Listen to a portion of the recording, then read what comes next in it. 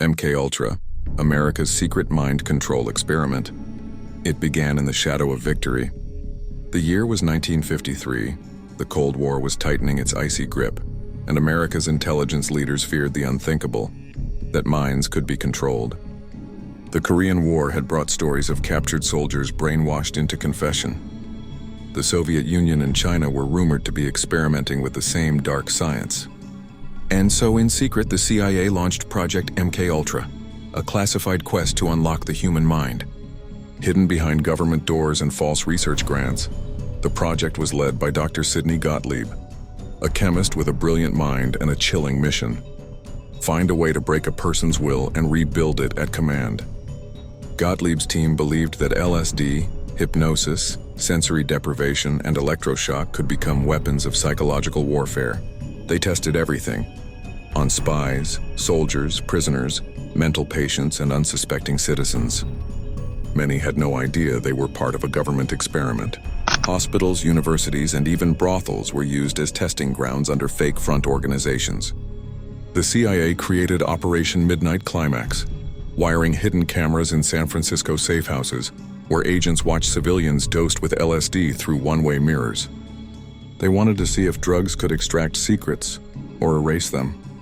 As years passed, MKUltra grew into a web of over 150 sub-projects, exploring hypnosis, brain surgery, truth serums, and mind-erasing chemicals. Millions of dollars were poured into untraceable contracts, funding psychiatrists and professors across America. Some knowing, many not. But the experiments were brutal. In Canada, Dr. Ewan Cameron, a psychiatrist funded by MKUltra, subjected patients to extreme electroshock and psychic driving, playing recorded messages thousands of times while patients were drugged into oblivion.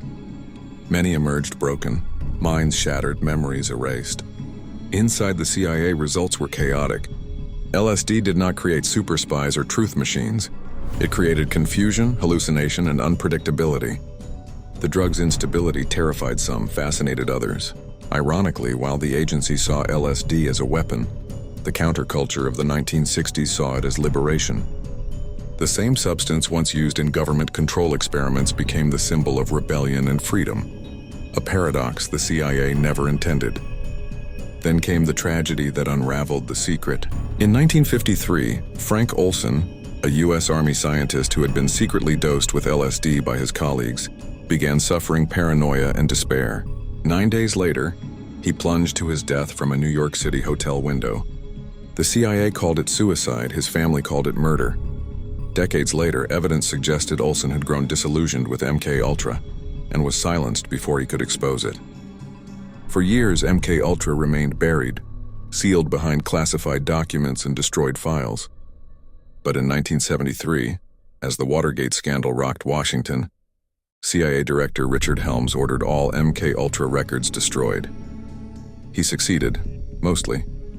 2 years later, a trove of surviving financial documents was found, sparking investigations by the Church Committee and Rockefeller Commission in the mid-1970s. The truth began to surface. The U.S. government had experimented on its own people. Public outrage followed. Testimonies revealed people who lost years of memory, who were drugged without consent, who never recovered. Some victims sued the government, including the Olson family, who received a quiet apology from President Ford. But much of MKUltra's damage could never be undone. The human cost remained uncounted.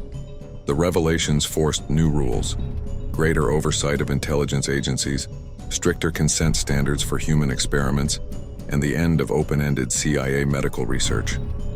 But questions lingered. How much was truly destroyed? How far did the experiments go? And what unseen influence did they leave on modern intelligence and psychological research? By the 1980s, MKUltra had become legend, part truth, part myth, yet undeniably real.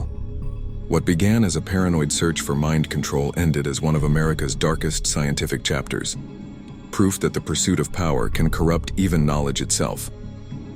Today, MKUltra stands as a warning that secrecy without accountability turns science into something monstrous.